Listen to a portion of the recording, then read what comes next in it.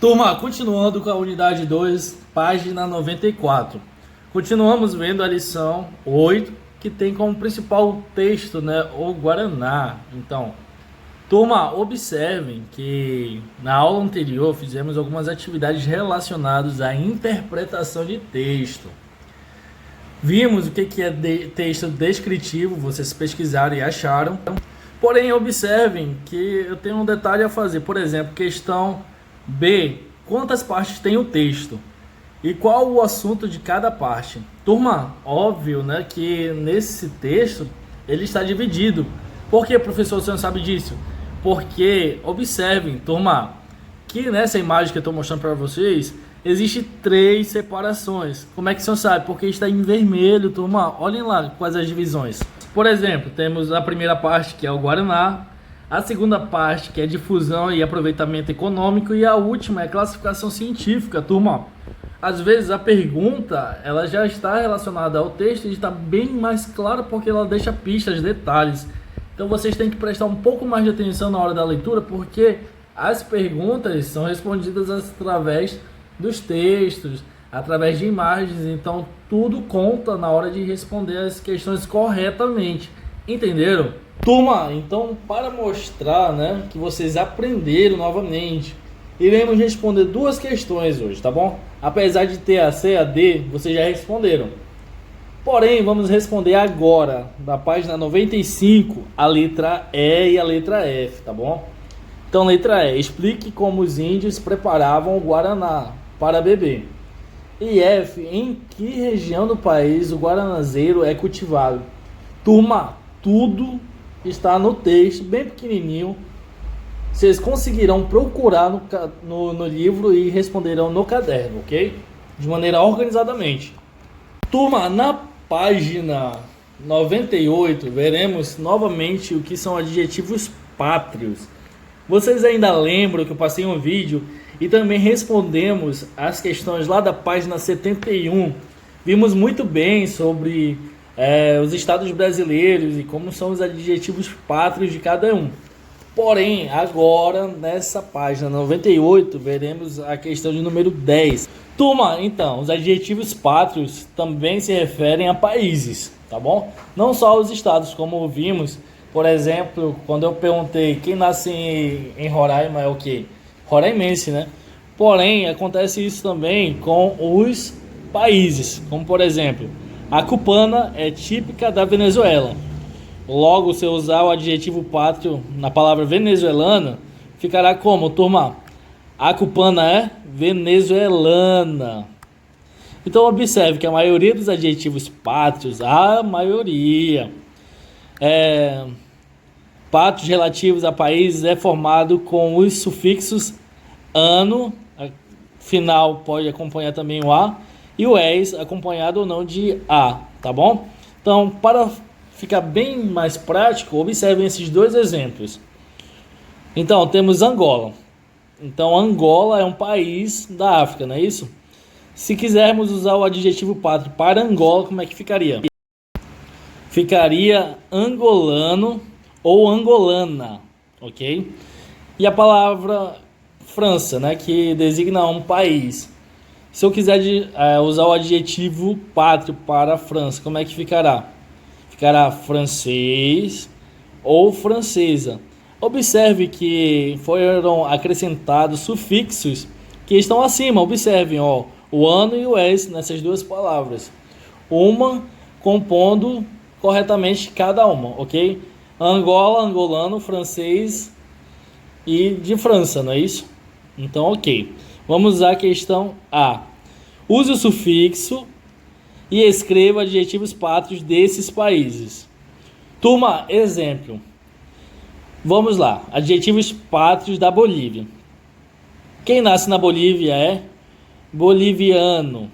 Quem nasce na Colômbia, colombiano. Quem nasce na Coreia é coreano. Quem nasce em Cuba é cubano. Quem nasce no Equador é equatoriano. Entenderam, turma? Então eu peço para que vocês façam essas 2 linhas abaixo agora, que começa em Índia e termina em Tuvalu, ok? Usando o sufixo ano no final. tá ok? Do jeito como o professor ensinou na linha de cima. Também faremos a B, ok? Use o sufixo "es", acompanhado ou não de "a", e escreva os adjetivos pátrios destes países, ok? Vamos lá. Quem nasce na Albânia é albanês. Quem nasce na China é chinês. Quem nasce no Congo é conguês. Quem nasce na Dinamarca é dinamarquês.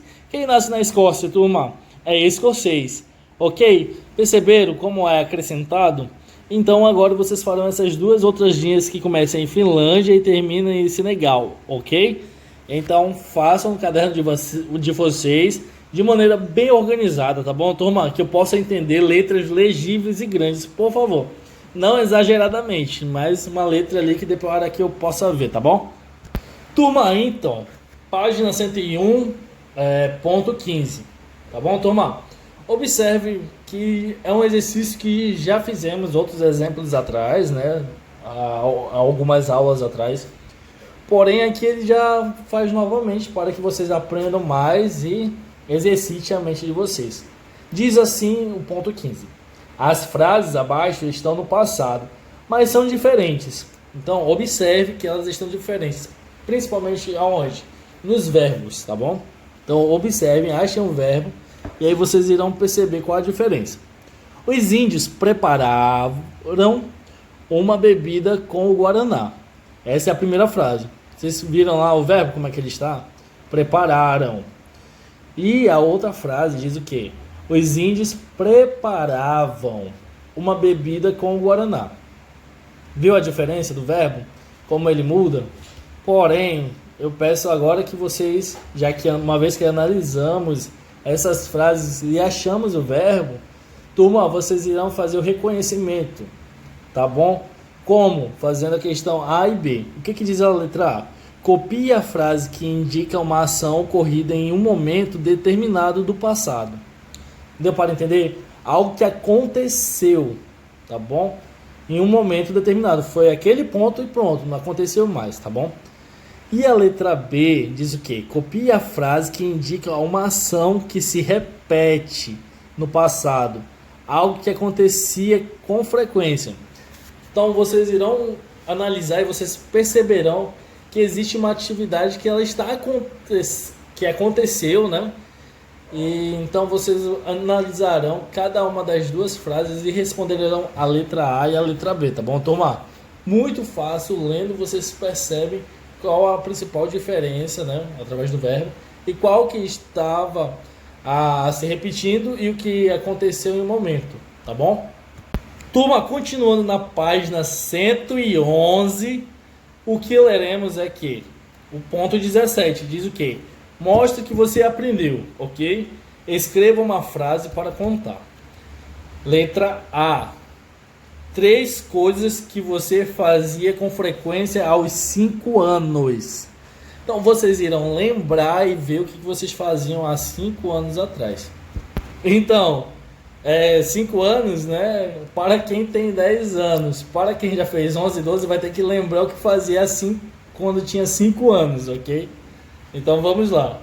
Então vocês farão essa em uma frase. Turma, não quero letras gigantes, eu quero ver disposição. Deixa a preguiça para outra pessoa que não quer estudar, tá bom? Então façam bem bonito, lembrem que vocês estão sendo avaliados. E a letra B, 3 coisas que você faz hoje. Por exemplo, há 5 anos atrás, eu corria muito, no meu caso, né? O Jando, o professor Jando. Eu corria muito, pedalava. Hoje, eu gosto mais de crossfit, academia, dar aula, por exemplo, tá bom? Então vocês observem como eu fiz e vocês procurem adaptar para o modo de vida de vocês aí. Me contem, tá bom? Façam esse exercício aí. E para concluirmos, turma, vocês terão que ler o texto que está lá na página 113, ok? E responderão o que? A questão 19 da página 102, que diz o que? Leia o poema Guaraná com Canudinho na próxima página, que é na página 103, e responderá a questão A, conforme mostra para vocês. escreva com suas palavras a história desse poema. Então vocês farão uma leitura, compreenderão e escreverão o que esse poema tem a dizer com suas próprias palavras no caderno de vocês, de maneira organizada, clara, de uma maneira que eu possa ler, que eu possa entender, ok, turma? Então, boa sorte, quero que vocês façam mesmo, porque eu estou esperando para lançar a presença de vocês, tá bom, turma? Obrigado e até mais.